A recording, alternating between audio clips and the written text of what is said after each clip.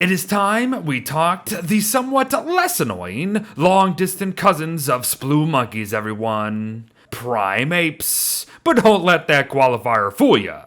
They are still gonna be frickin' annoying. Still, there might actually be just more to these guys than meets the eye. So from becoming the kings of the jungles to playing literal catch with monkeys, let's make them less annoying at the end of the day, yes? Yes, but first we should know where we will even be encountering these beasts, as we ain't got no ruins diving to do today like we're used to. Oh, no. Prime apes reside in the jungle biomes of Don't Starve Shipwrecked here, however not every jungle, mind you.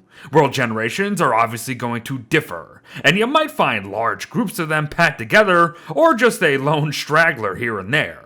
But whatever the case, prime apes rule the jungles for the time being, so keep an eye out. Mostly for these things, as would ya believe it, everyone, prime apes spawn from these prime ape huts. Wilson here is bang on the money, as unfortunately, each and every hut can house up to 4 prime apes each, and they will leave said huts every 30 seconds throughout the day. As yes, prime apes remain active come dusk, and even the majority will also faff about come nightfall too. That said, it will vary from ape to ape.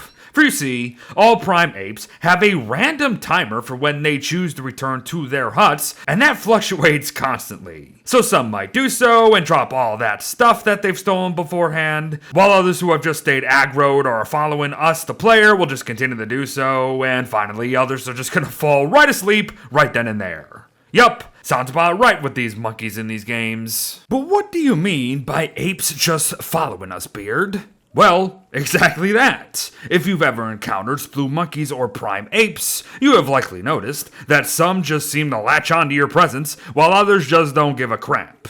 This is because each time a monkey notices us, they have a chance to follow us even if they aren't loyal. So if we couple this with having any sort of banana in our inventories, suddenly we're going to have a huge number of apes following us potentially. And if you've ever experienced these apes, you know that that isn't a good thing, as prime apes will follow well in splue monkey's footsteps and will rush in to snatch up any resources we are looking to gather near them. As you can see, these monkeys will feel no shame in picking up some really good stuff like armors, clothing, torches, foods, and practically everything that isn't irreplaceable in the game's mind. And yes, prime apes do benefit from what they are wearing atop their noggins, in case you didn't know. They will steal from natural berry bushes constantly and even pick up flowers to eat on occasion. And the buggers even harvest our crops for us in the worst way possible.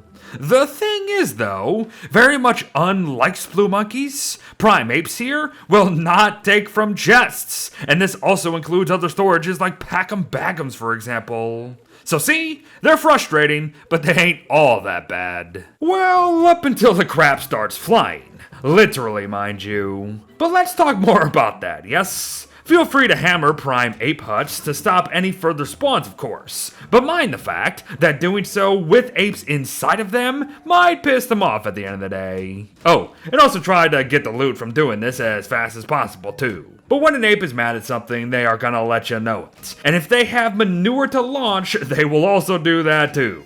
Right into your face to boots. Now this quote-unquote attack does no damage, but each hit will drain your sanity by 10, so be mindful there.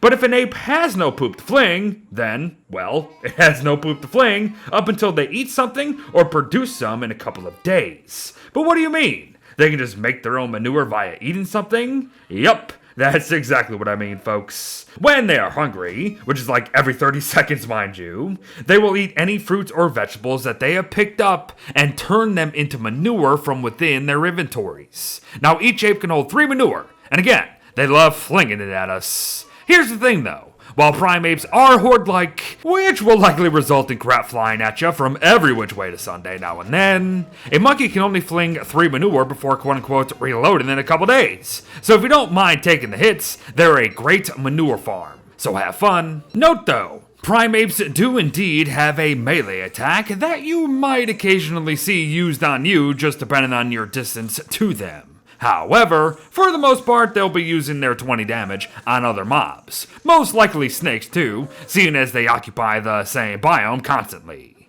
could be helpful, could lead to some free loot, and could of course help clear the apes from the island if needed. But if you want something done, you gotta do it yourself. But before we do, make note of this too. Be them fully aggressive or simply following you for nothing, prime apes lose all interest in us the moment we decide to set sail. Now this doesn't seem like it would lead to too much, but it is very useful, and here's why. Using this mechanic, along with an ape's necessity to take things that do not belong to them, we can bait them over with loot, kill them, take all the loot, hop onto a boat if needed to drop the aggro, hop back onto land immediately, bait others, and simply repeat as often as we can or wish to. This is very, very easy. But come on now, everyone. This is also Don't Starve Shipwrecked we're talking about. If we ain't farming mobs with elephant cacti, we ain't doing it right. Enjoy it. Oh, but if you're also wondering how on earth I got a prime ape hut on a beach biome in the first place, it is because we ourselves can craft the prime ape huts in order to place them where we please, even in the other DLCs. And yes, prime apes do become shadow versions of themselves in the Ruins Common Nightmare cycle, in case you were wondering. But before we talk loyalty and loot, there is one last method to controlling the madness, that is prime apes. Silly monkey balls. Found under the Survival tab and costing 2 snakeskin, 1 banana, and 2 rope, a silly monkey ball offers 10 uses total, and its sole purpose is to distract prime apes from collecting anything else other than itself. It is very useful and buys you time, but the game throws one last laugh our way, as the apes do tend to toss it towards our last known location more often than not. Cause seriously, it's not like these aren't annoying already. Still, better than nothing. But is it though? Is it better than making prime apes loyal and then just having them slaughter each other for us? No, probably not. But you do you, friends. If you do want to befriend some prime apes, however, you will be needing bananas to do so. But not cooked bananas, mind you. Just regular ones. Prime ape civil wars are possible using this method, but keep your distance. Otherwise, the monkeys are just going to be doing more running than fighting. Furthermore, they might also take the loot too, as loyal apes ain't really that great. I mean, they will occasionally pick some grass tufts, saplings, and even spiky bushes for us, which will eventually lead to them throwing the resources our way occasionally. But even if they now refuse to pick up resources that are on the ground, they're still gonna pick up and eat food items no matter what. I think the best part of making a monkey loyal is the fact that they immediately drop whatever is in their inventory for us. So make note, because if one steals something from you, you make it loyal, you'll get your stuff right back. Oh, and one last thing here. That same boat mechanic we just talked about also applies to loyal prime apes, so that's not good either. But yes, the loot. What is it, and is it any good?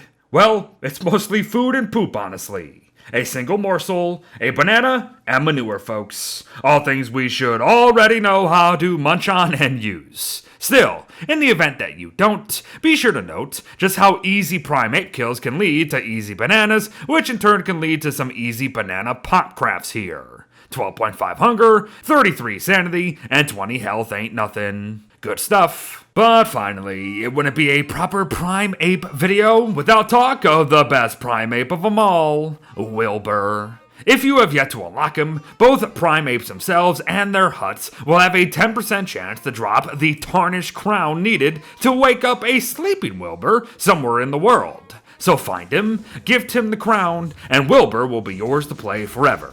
Enjoy little to no hassle from apes ever again, apart from when they're hungry. Ah, peace at last. Well, unless you gamble and roll a prime ape spawn, but that's a whole bloody thing.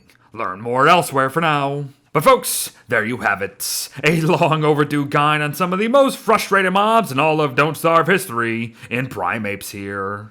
That said, I hope today also showed you how to tame them a little bit in ways you perhaps never knew possible. So quit monkeying around and go conquer these beasts. Thanks for watching, everyone. Well wishes to all, and I'll see you in the next one. Bye-bye.